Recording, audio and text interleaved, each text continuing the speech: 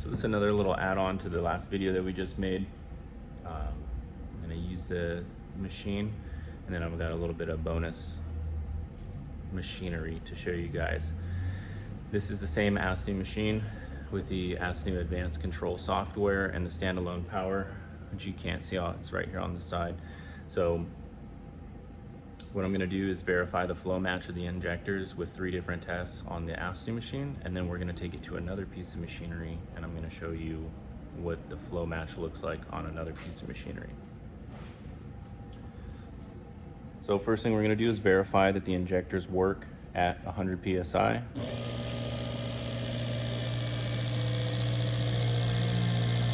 All right, so there we go, 100 PSI. All 4 injectors firing, 50% duty cycle.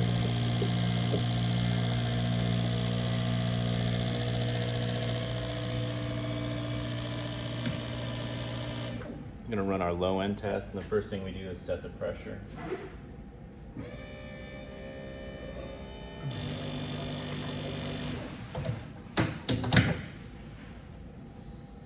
All right, so here we go.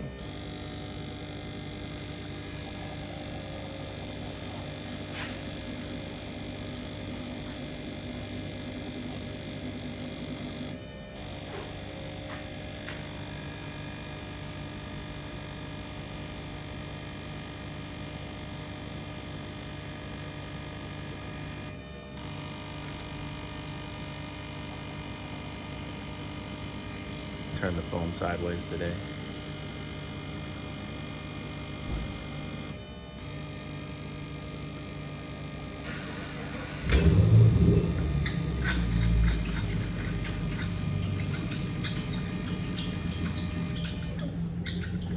All right, bang, you can see it.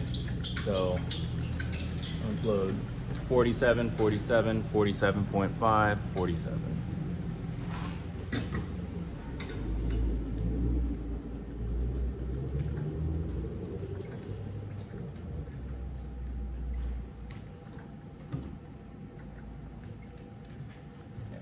Gonna run the high portion of the 2-point test in order to build our little linearity graph.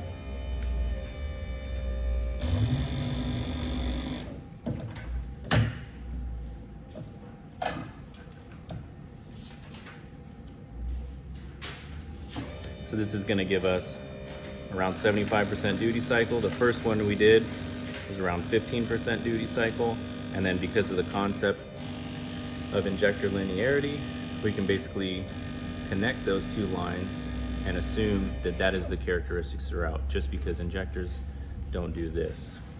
They operate in a straight line. All right. So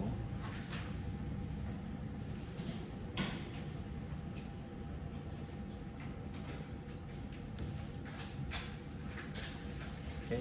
And so another thing that the machine is doing right now is, because it has a known amount of injections and now a known amount of fluids, and it knew all the parameters in which we gave it, or we told it the parameters, and it enacted those, and so it can now also measure the offsets for each injector. So that's another thing that's being given to us in the software. So the third test we're going to run is a very common test. I don't use it much at all, but it's the flow auto, and basically it is going to last a little over a minute. And this is very common because when you don't have the extra computer controlling software for the machine, you're relegated to just this test for anything that would be considered dynamic. And basically it's going to go through several different RPM and pulse width, duty cycle variations, and then you just measure it. We're not able to answer your call right now. We're either on the phone with another customer or we're out of the office. Please give us a call back.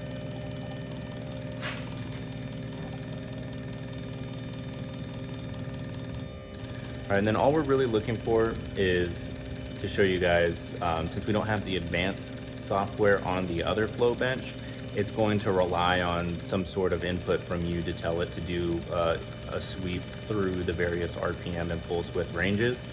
So I figured we would just run it here and show that it's not just on our little 2-point test, but that 2-point test is also viable when you run it through. This is 8 different settings, and they range from 600 RPMs to 5,000 RPMs, and then they will also perform a cranking measure, which is a wide pulse width, and a low RPM, so around 250 RPM if I remember right. And that's the kind of like diesel engine sounding one at the end there. It's sort of irrelevant. You don't really need a flow match at cranking. You don't want them to be totally unmatched, but you know, you do need something there.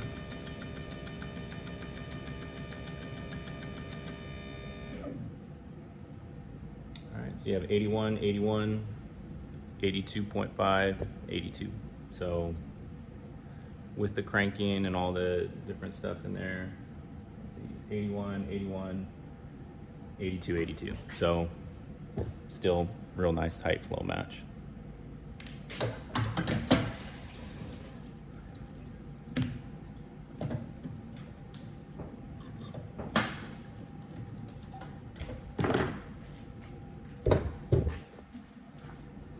All right.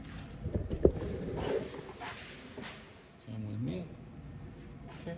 So basically what that was done for was to verify with the best machinery out there, best machinery that you can buy. Some people build some other machinery that uses various different, like a flow meter or something, and they can get some pretty accurate results. But for the fuel injector business, by far and long, ASNU is the best in my opinion, and I'm sure everybody can say that. Now the reason we have this is the most common because this is sold on Amazon. It's sold at certain auto parts stores in person, or you can order it online. It's pretty affordable. They're anywhere from like $400 to $800. They're all generally the same. It's just whether or not it's a 4, 6, or 8 cylinder model. This particular one has a stepper, so it operates on a higher voltage. That's why I liked it. I thought it would be able to have enough power for these large injectors. Certainly not the case. The reason we keep it around is if you bring us a set of OEM injectors that have been on your truck for 150,000 miles, they're generally filthy. Not necessarily internally, but at least externally, they're filthy. So we never put Snake Eater Performance injectors on this machine. We generally use this machine as sort of, sacrificial lamb. It eats a lot of the trash that comes out of the inside of old injectors that have been sitting. And then we also use the ultrasonic bath that attaches to the side of this thing to clean the injectors before we put them in the ASNU one, just because we want to protect our investment with the ASNU machine. So the reason I brought this over is to show you the 2 different fuel rails. So the ASNU much thicker. This one, the launch. This is also known as Autool, AUTOOL. They're pretty much the same brand. They're just sold in different locations under different names. But the reason this is so much thicker is because when the fuel enters through this fitting, it actually bifurcates here and goes out to the end, and then down, and then comes back, and then they converge in the center on the ASNU. And the reason they do that is this basically acts as an accumulator. So when your injector fires, it's had all this high pressure fuel sitting right here waiting to go. It opens, it drops. Well, it creates a little bubble of negative pressure, which will pull fuel, that's following it down and in. However, when you have injectors very close to each other like this, that little negative pressure bubble can affect the next injector in the firing order. The way that you eliminate that is by adding to your system what is known as an accumulator. And an accumulator is a large amount of fluid under the same pressure as the injector. And what that is basically a reservoir. And when that negative pressure bubble is created, it's instantly filled because you have a large amount of pressurized fluid behind it waiting. However, with this one, when it just comes in and bifurcates, there is nothing. It just goes here. And another reason that on the ASNU it comes back into the center is when it converges, it creates nice even pressure along the entire fuel rail here. This is not going to have that, and that's the reason why I currently have these two blocked off, because we only have 4 fittings for this. We generally don't even try to run it with anything more than 4. It's just a total piece of shit pump wise. It just can't handle it. So what I wanted to do is show you where the pressure difference is, like between these two, but then between the one on the end. And that's because this one is going to get substantially less fuel on it. So that's why when you see videos of your tuner or somebody and they're using this and they're attempting to flow an injector that is more than like 52 pounds per hour, this is not the machine to do it. And you can tell them that, or you can at least say, hey, I'm a little suspect of those flow results. Given that that's the flow bench, I'm gonna take them to somebody who has a real flow bench. There's a ton of people out there that have them. We offer injector services. I'm not gonna sell you guys on that. However, we do believe that we have the best capability to do it. These machines here, these little red guys, and some of them are black and yellow. Don't let them fool you. They look a little different. They're the same basic thing. So we have our injectors here. Pull out.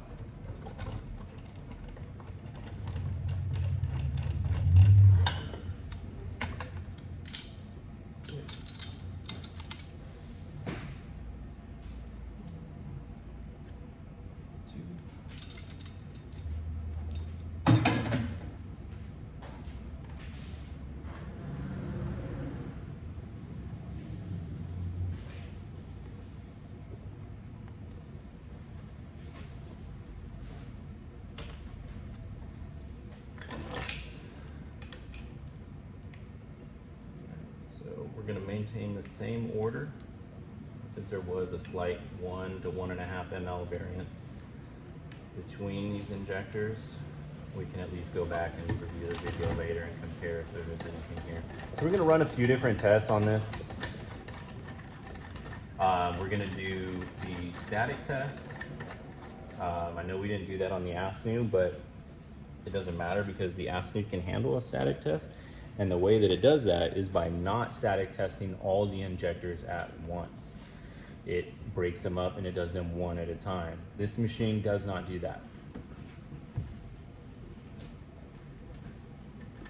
So I think it's safe to say if you have a little tiny benchtop flow bench and it's attempting to support 4 injectors going into a full 100% duty cycle static flow, while the ASNU won't even do that, and it has a much larger pump, much more robust electrical system, much better everything, then there's no reason why this one should be trying to do it. And the reason it does that is because when you're flowing a, Honda Civic low end 16 to 22 pound per hour injector, it's not a big deal. But when you try to throw 142 pounds on there, it's going to be a problem. So I'm going to run the injector flow test first. It's supposed to be 15 seconds, and we're going to see. So kind of purging the system here. Drain it. Now that all the lines are good, we'll run here. So see how even when you attempt to turn the fuel pressure all the way up, it struggles to even maintain 20 PSI. So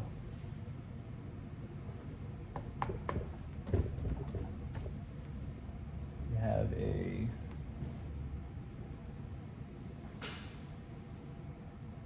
72.5 up to 80 is the variance there in the static flow. And you can see how it just sort of follows. The further you get from that, the lower your flow is. These two that are near here, pretty solid. So forgive me. One of the worst things about this is it has to sit here and drain 10 seconds at a time from the bottom. You can't just dump it out. So, but the next test we're gonna run is what a lot of companies will just press and say, this is the dynamic tester, this is what it flowed dynamically. And it's called the uniform and sprayability test, and it's just, I'm not even going to go into it, it's wholly inadequate.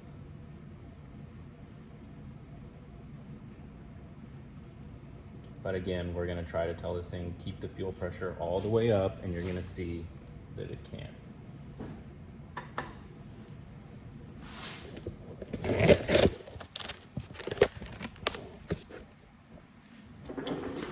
Get my camera a little closer here. Let's see if we can get that fuel gauge in there.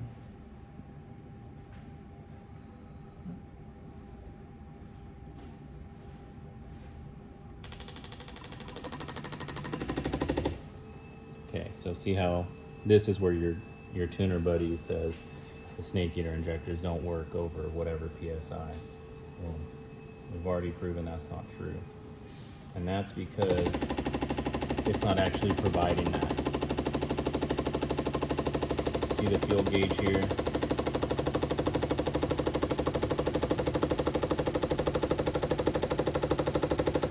I mean, if you have anything doing that, how are you going to trust that when you're testing something?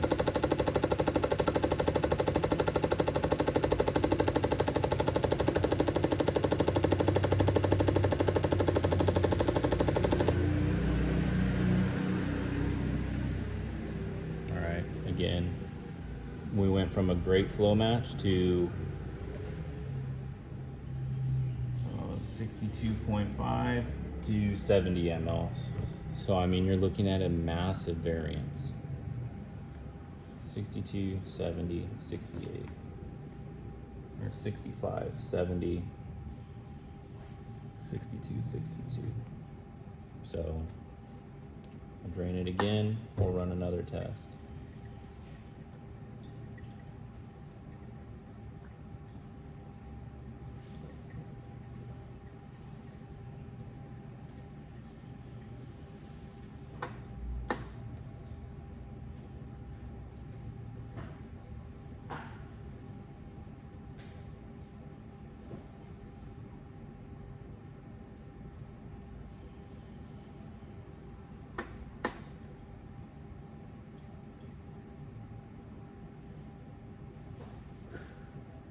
So the reason why this thing can provide the fuel pressure, but it can't open the injectors, is because it doesn't have the electrical system. I mean, you can tell the wires are super thin gauge, the plugs are tiny, the whole thing is just small.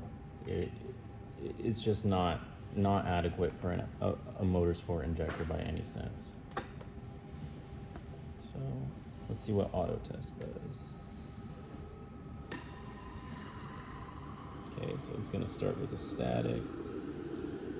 That's going to fill. Okay, so auto test starts with a static and then it goes into a few different pulse width varying tests. But basically, you can see that this little injector machine kind of skews its own results.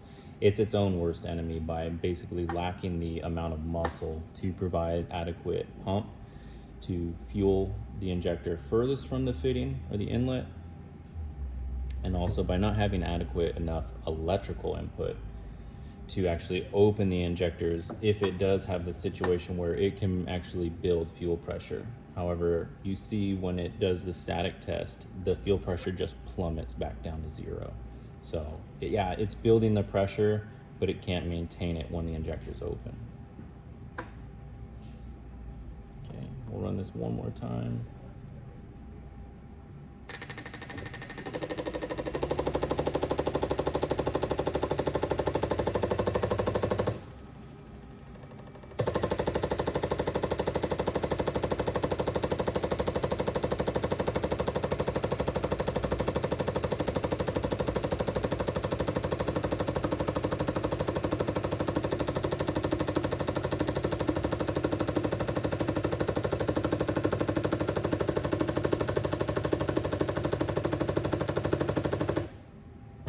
So that's 30 seconds. And looks like different results, right? Still roughly the same. So we see 2, 4, 5, 6, same as on the ASNU. Now,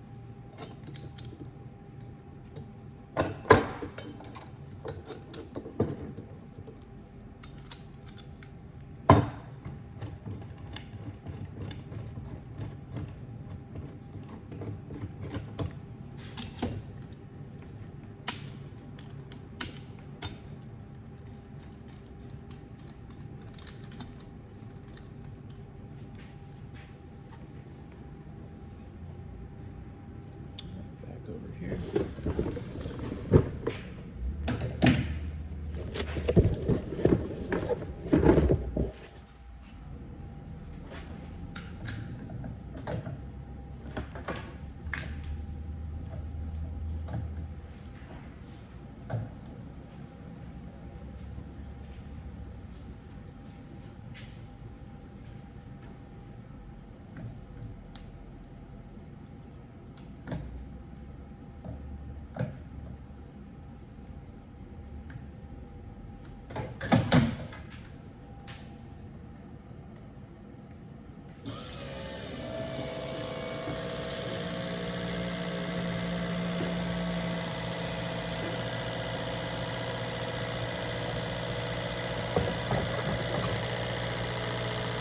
There it is, 13.8 volts, and this is maxed out.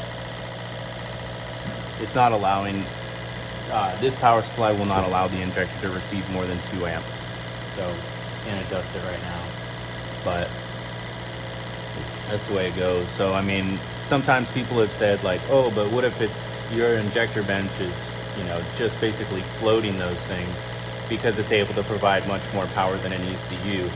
And it's like, well, here's my response. Do you have an ECU or grounds or a battery or any part of your car that cannot support, take it easy, man, cannot support 13.8 volts and 2 amps? Don't buy an 850cc injector. You need to put your money somewhere else. And that's the smallest injector we sell. So here they are operating, 128 PSI, about 9 bar right here. Just doing just fine.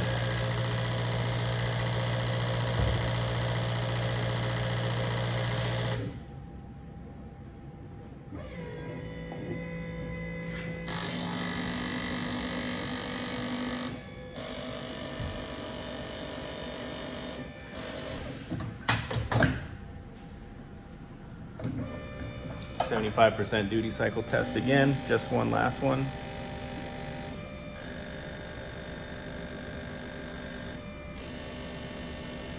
And so one thing I want you guys to keep in mind is when you're looking at the tubes between the ASNU, you're looking at 8 tubes with,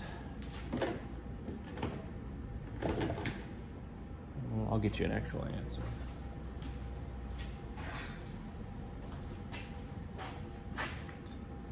So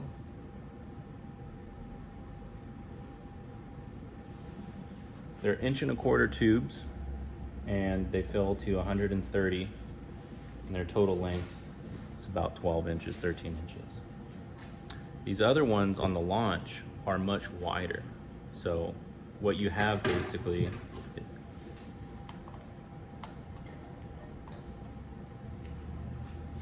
you have 1.5 inches there. So they fill to 120 and about this much height.